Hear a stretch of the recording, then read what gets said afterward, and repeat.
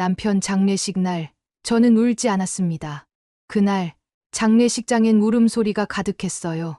식구들도, 친척들도, 남편의 친구들도 다들 울고 있었죠.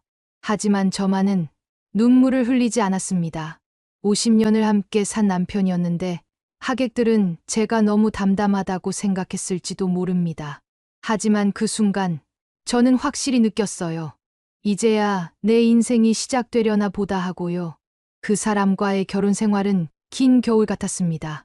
웃음보다 한숨이 많았고 사랑보다 인내가 더 많았죠. 사람들은 말합니다. 그래도 남편인데 안쓰럽지 않았냐고요. 하지만 그 이야기는 잠시 후에 해드릴게요. 이야기가 조금 깁니다. 제 이야기가 궁금하시다면 구독과 좋아요 눌러주시고요. 여러분의 따뜻한 댓글은 저에게 큰 힘이 됩니다. 이제부터 제 진짜 이야기를 시작해보려 합니다. 남편을 떠나보낸 날, 슬픈 마음 한켠에 저는 처음으로 자유를 느꼈습니다. 그 자유가 얼마나 무거운 것이었는지, 그땐 미처 몰랐지만요. 저는 21살에 시집을 갔습니다. 지금 생각해보면, 저는 결혼을 한 게 아니라, 그냥 다른 사람 인생의 조연이 되기로 한 것 같아요. 남편은 조용한 사람이었고 그 조용함은 다정함이 아니라 무심함이었습니다. 결혼한 지 몇 달이 지났을 때였나 밥을 먹다가 제가 조심스럽게 말했어요. 당신 요즘 힘들지 않아요? 그 사람은 젓가락을 놓고 이렇게 말했어요. 괜히 말 걸지 마. 조용히 좀 해. 그날 이후 저는 묻지 않게 되었고 그 사람은 말하지 않게 되었고 우리 사이엔 대화 대신 침묵만이 자리를 잡아갔습니다. 마음에 상처를 남긴 순간들, 첫째 아이를 낳고 몸조리를 할 때였어요. 밤새 아이가 울어서 제가 거의 잠을 못 잤는데 아침에 남편이 일어나더니 이렇게 말했습니다. 밥은 언제 해줄 거야? 회사 늦겠어. 여보, 아이가 밤새 울어서 제가 잠을 못 잤어요. 조금만 기다려 주실래요? 그건 당신 일이고. 내 밥 차리는 것도 당신 일 아니야? 애 낳았다고 다른 일을 안 해도 된다는 건 아니잖아. 그날 몸을 가누기도 힘든 상태로 부엌에 서서 밥을 하며 울었습니다. 눈물이 국그릇에 똑똑 떨어졌는데 그 사람은 아무것도 모르는 듯 신문만 보고 있었어요. 또 한 번은 제가 감기에 심하게 걸렸을 때였습니다. 열이 39도까지 올라서 거의 움직일 수도 없었는데 남편이 퇴근해서 집에 들어오더니 첫 마디가 이거였어요. 저녁은 아직도 안 했어. 여보, 제가 너무 아파서요. 병원에 다녀왔는데 독감이래요. 오늘 하루만 라면이라도. 라면. 내가 밖에서 얼마나 힘들게 일하는데. 집에 와서 라면을 먹으라고? 결국 그날도 비틀거리며 부엌에 서서 저녁을 차렸습니다. 그 사람은 제가 아픈 것보다 자신의 끼니가 더 중요한 사람이었어요. 가장 마음이 아팠던 건 제가 어머니를 여의었을 때였습니다. 친정어머니가 돌아가셨다는 소식을 듣고 오열하며 집에 돌아왔는데 남편의 첫 마디는 이랬어요. 언제까지 울 거야? 애들 앞에서 그렇게 우는 것 좀 보기 안 좋다. 여보, 제 어머니가 돌아가셨어요. 조금만 울게 해주세요. 죽은 사람은 어쩔 수 없는 거고. 산 사람이 계속 매달려 있으면 되겠어? 빨리 정신 차리고 집안일이나 제대로 해. 그날 밤 이불을 뒤집어 쓰고 소리 없이 울었습니다. 세상에서 제일 사랑하는 어머니를 잃은 슬픔을 나눌 수 없는 결혼 생활이 얼마나 외로운지 그때 뼈저리게 느꼈어요. 아무리 다정하게 말을 걸어도 돌아오는 건 무표정한 얼굴과 짧은 한마디뿐이었죠. 그 사람과 사는 건 마치 벽을 등지고 말하는 것 같았습니다. 그래, 알았어. 됐어. 그 세 마디로 우리는 수십 년을 살았습니다. 기억에 남는 말보다 기억나지 않는 시간이 더 많았어요. 생일에 축하 한마디 없고 명절에도 고맙단 말 한마디 없는 사람. 그래도 저는 남편이란 사람이 원래 그런가 보다 하고 넘겼습니다. 아이들 앞에서라도 웃는 얼굴을 보여주고 싶었고 우리 엄마는 늘 조용히 참는 사람이라는 인상을 심어주고 싶었습니다. 지금 생각하면 그게 참 어리석은 욕심이었는지도 몰라요. 남편은 교장이었습니다. 학교에선 존경받는 인물이었고 동네에선 어른 대접을 받는 사람이었죠. 하지만 집에 돌아오면 말이 없고 늘 신문만 들여다보거나 리모컨을 손에 쥔 채 텔레비전만 보던 사람. 아내가 오늘 어떤 하루를 보냈는지, 무슨 생각을 했는지에는 관심이 없었어요. 저는 그런 사람이었습니다. 보이지 않는 사람, 없어도 되는 사람, 말 걸면 귀찮은 사람. 그런 삶을 오래 살다 보니 저도 점점 말을 줄이게 됐고 감정을 감추게 됐습니다. 그러다 어느 날 거울 앞에 섰을 때 문득 이런 생각이 들었어요. 이 얼굴이 원래 내 얼굴이었나? 화장기 없는 피부에 깊게 팬 주름, 굳은 입꼬리. 웃지 않은 시간이 너무 길어져서 이젠 웃는 방법조차 잊어버린 것 같았습니다. 그래도 남편이 병들기 전까지는 이대로 그냥 나이 들어가겠지 하고 생각했어요. 그저 참고 살다 보면 언젠가는, 하지만 그런 언젠가는 오지 않더군요. 남편이 처음 쓰러졌을 때는 밥을 먹다 말고 젓가락을 떨군 게 시작이었어요. 입 한쪽이 살짝 비뚤어졌고 말을 더듬기 시작했죠. 구급차를 타고 병원에 갔고 의사는 짧게 말했습니다. 중풍입니다. 빠르게 회복 치료를 시작해야 합니다. 그 말 한마디에 저는 다시 30년 전에 저로 돌아간 기분이었어요. 아기 안고 병원 다니고 약 챙기고 식사 시간마다 남편 입에 숟가락을 넣던 그 시절. 차이는 딱 하나. 이제 남편은 아기가 아니라 어른이란 거. 그리고 저는 젊지도 않았습니다. 그때가 제 나이 67이었죠. 남들은 황혼을 즐길 나이에 저는 새벽마다 일어나 죽을 끓이고 남편의 기저귀를 갈고 병원 진료 예약을 확인하며 하루를 시작했어요. 아들이 한 번 찾아왔죠. 엄마, 아빠 어떠셔? 그 말 한마디 하러 1시간 앉아있다 가더군요. 딸에게 전화했더니 그 애는 말했습니다. 엄마 간병인 쓰면 안 돼? 요즘은 시스템이 잘 돼 있다던데? 딸이 잘못한 건 아니었어요. 그저 내가 더 이상 누군가에게 도움을 청할 수 없는 존재가 되어버렸다는 걸 실감했을 뿐입니다. 남편은 말이 줄어들었고 저는 말 대신 숨을 참는 시간이 많아졌습니다. 하루 종일 이게 맞나? 란 생각을 수십 번 반복하며 버텼어요. 의외로 남편은 병이 들어서도 예전과 똑같았습니다. 고맙다는 말, 미안하다는 말, 한 번도 들은 적이 없습니다. 오히려 이렇게 말하더군요. 밥이 왜 이렇게 짜? 약 좀 챙겨. 정신을 어디 두고 다녀?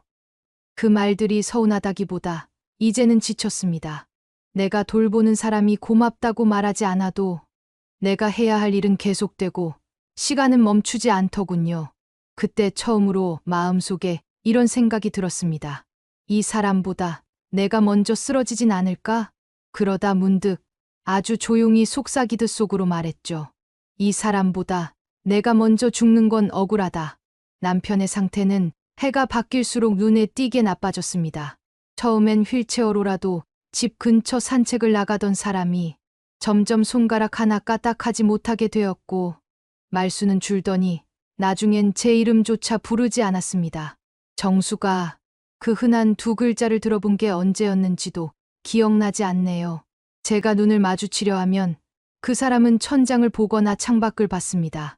아무 말 없이 입을 앙 다문 얼굴은 마치 원망하는 듯했지만 사실 그 표정조차 이제는 익숙해져 있었습니다. 정말로 아무 감정도 들지 않더군요. 서운함도 연민도 그 흔한 분노조차 없었습니다. 어느 날 새벽 남편은 아주 조용히 아무 소리도 없이 숨을 멈췄습니다. 의사는 말했습니다. 평온하게 가셨습니다. 그 말을 들은 순간 저는 울지 않았습니다. 50년을 함께 살았는데 왜 눈물 한 방울이 나오지 않을까?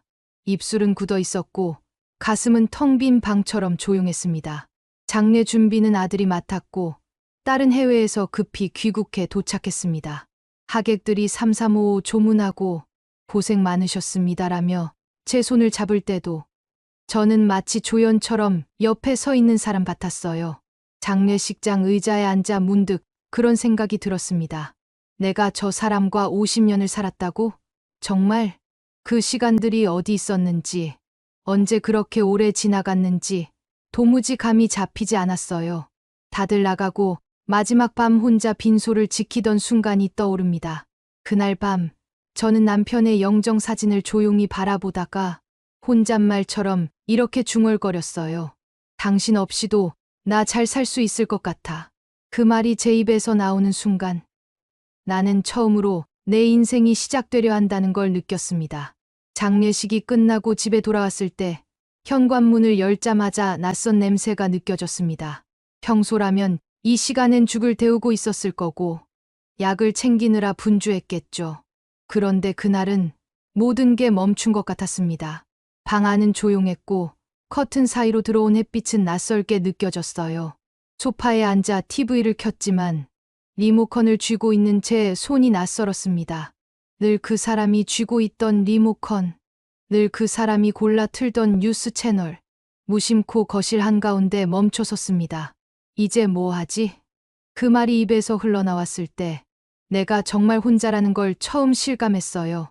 아침 7시에 줄을 끓이지 않아도 되고 8시에 약을 챙기지 않아도 되고 9시에 병원 예약 확인도 간호사 전화도 없었어요. 그런데 이상하게 몸이 뭔가를 해야 할 것처럼 계속 움직이려 했습니다. 냉장고를 열었다가 닫고 약통을 열었다가 멍하니 바라보다 덮고 방마다 불을 켜고 다시 끄고 소리 하나 없는 집 안을 몇 번이고 돌았습니다. 누가 보면 바쁜 사람처럼 보였을지도 몰라요. 하지만 그건 바쁨이 아니라 불안이었어요. 무언가를 하지 않으면 그 깊은 정적 속으로 빠져버릴 것 같았거든요. 점심쯤 혼자 밥을 차려봤어요. 냉동실에 있던 반찬을 꺼내서 밥 한 공기를 데웠죠. 혼자 밥을 먹는 게 뭐 그리 어렵겠냐 싶었는데 한 숟갈 뜨고 나서 젓가락을 내려놓고 말았습니다. 입에 밥이 넘어가지 않았습니다. 그건 배고픔 때문이 아니라 함께 밥을 먹는 사람이 없다는 낯섦 때문이었죠. 그래서 결국 밥은 그대로 두고 그날 저녁까지 아무것도 먹지 않았습니다. 그날 밤 침대에 누워 천장을 보며 생각했어요. 이게 자유라는 건가? 그토록 바라던 자유였는데 막상 맞이하고 보니 허전하고 무서웠습니다.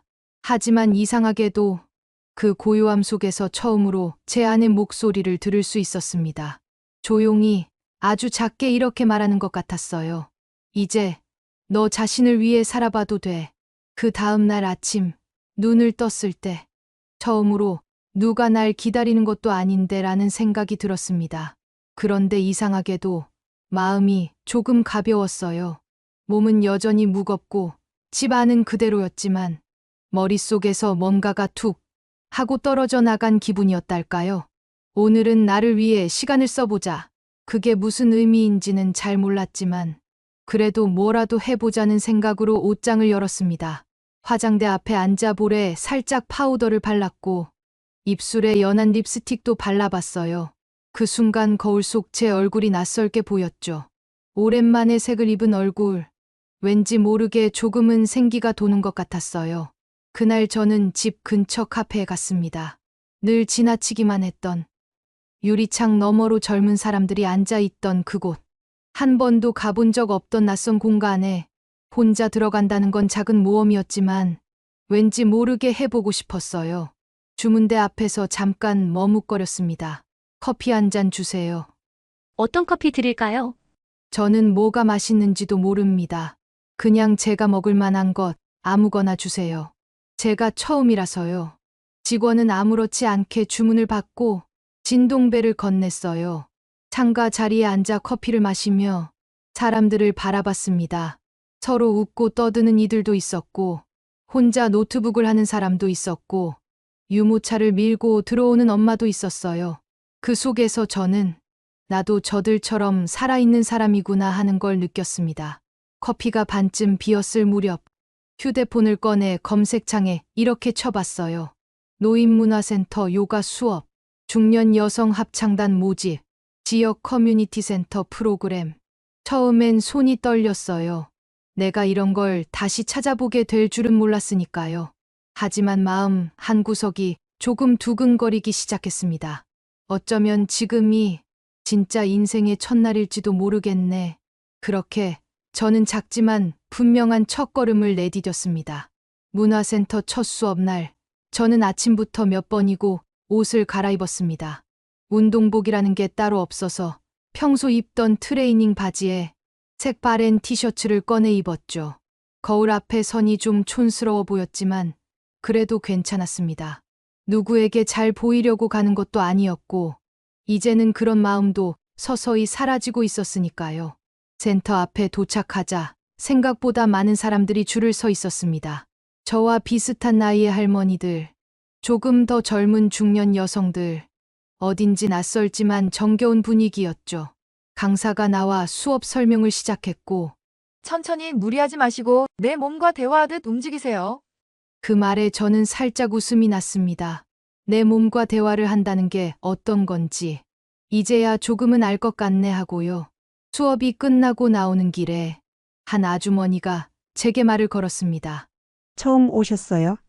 낯익지 않아서요. 네, 오늘이 처음이에요.